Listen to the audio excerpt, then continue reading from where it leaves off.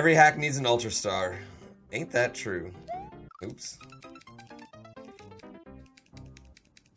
Around 10 years ago, outside of that one really cool level we already talked about, Mario ROM hacks were mostly known for their shoddy quality, lots of swearing, and... There are no viewers. No one watched SNES 9X. Yeah, that.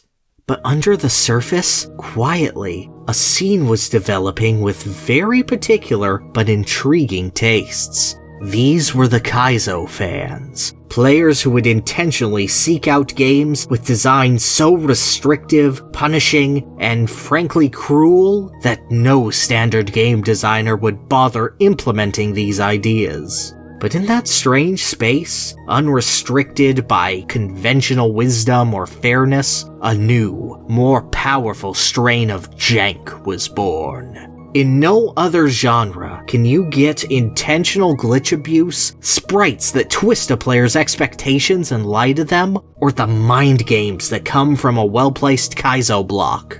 The word Kaizo is normally considered a gaming insider's synonym for hard, but that's a gross oversimplification. Literally, Kaizo means rearranged, and colloquially, it refers to levels that are arranged in such a way that only allows for one very specific path forward. Often difficult by nature, but not necessarily so. Learning a Kaizo level's tricks and outsmarting it at its own game is often a greater struggle than the pure execution required. Although the scene has grown and better hacks like Invictus and Grand Poo World 2 have largely replaced it, it's still worth looking back at where this all began, because many of the genre's tropes and idiosyncrasies were there from the beginning. So let's take a look back at Kaizo Mario.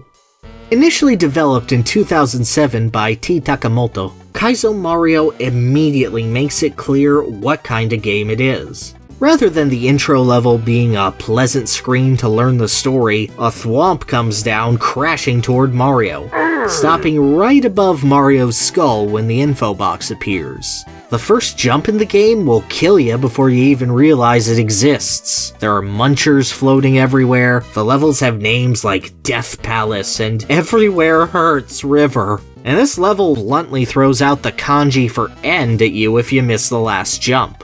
Originally, this game went by the title of Making My Friend Play Through My Mario Hack, Super Mario World, which might be a mouthful, but shows the game's original intent, to make a funny video of a guy struggling through a game to post on Nico Nico Doga. This legacy has lasted to this day, creators naming their hacks after their favorite streamers in hopes that Senpai will play through them. But out of all the levels in the game, one has been the most enduring. It's not the first level, even though it's the one most players will see. It's not the last level, even if it is named Cultural Importance and would go on to create the trend of 5-room castle levels. It's not even Move faster, Pokey! in spite of being the go-to example of the Kaizo trap. Oh, what?! No, it's Ultra Star. Like all levels in Kaizo Mario, Ultra Star is a difficult gauntlet, among the hardest in the game in fact. But it's much more than that. This level is actually fun. It's mostly platforming based, featuring none of the RNG or awkward enemy manipulation or slow swimming that would plague the rest of the game. It's liberating, being something of a reward for sticking through it so long. But it's also a final test to prove your mettle before Bowser's Castle. You can't even complete the level if you haven't explored the game thoroughly enough to find Hell or Heaven and activated the red switch, and it's not prepared to pull any punches. The idea of the level is simple. Just ride the platforms to the end, hitting switches to change their tracks as they show up. But there is rarely a moment with less than 10 munchers on screen at once, making precision tight and jumps unforgiving. This muncher in particular requires a quick shimmy to get around, while you need to hit this block while jumping to the next platform. And when timed platforms are thrown into the mix, the player has to juggle their attention between all three to know where their next safe foothold is. And this mushroom takes way too long to slowly shrink down, requiring the player to have a quick battle of wits and weights to get through. And then, of course, there's the Kaizo blocks. Without them, the level would simply be a difficult platforming challenge, but they turn it into a test of anticipation, memorization, and nerves. Jumps that appear too good to be true almost always are. The player competing in a deadly mind game with the level. The designer always thinking of when a player would want to take an easier path forward and striking them down. Particularly dastardly is this one, requiring an incredibly awkward angled jump to move past it and hit the switch above. And after baiting out this clapping chuck, you're met with one final challenge. Jump from the backs of 4 paratroopas as you soar through the stars toward the end gate. And that's it.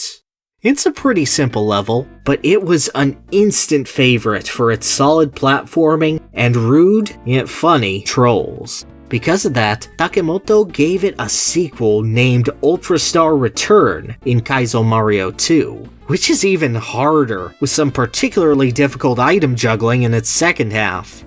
It's become something of a rite of passage to include some variation of the Ultra Star format as a level in your Mario ROM hack. Ultra Megastar from Dram World 2 features precise throws upward to stop a Koopa Shell death trap. Ultra Star 42 in Salty Sagan World ups the ante by including some intense shell jumps. Highway Star in Super Rift World sticks closely to the original Ultra Star layout, making the differences it does have stick out all the more, and punishing you for your Ultra Star muscle memory. All of these levels share common elements: the Starry Night background, the athletic Mario World theme, the platforms on tracks, the Kaizo blocks, and it's become something special to look forward to for those insane enough to get this far.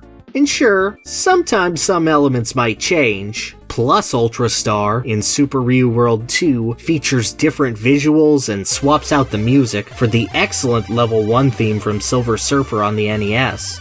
But as Grand Pooh Bear would put it, You know, Ultra Stars are like pornos. You know it when you see it. Ultra Star doesn't just create homages or references, it formed a culture around itself, providing a template for future devs to innovate and expand upon. An awful lot like the Kaizo ROM hacking scene itself, always becoming greater by building on the shoulders of its forebearers. It's the most pure example of what the Kaizo culture is all about. Ultra Star is how to design for, well, yeah, cultural importance.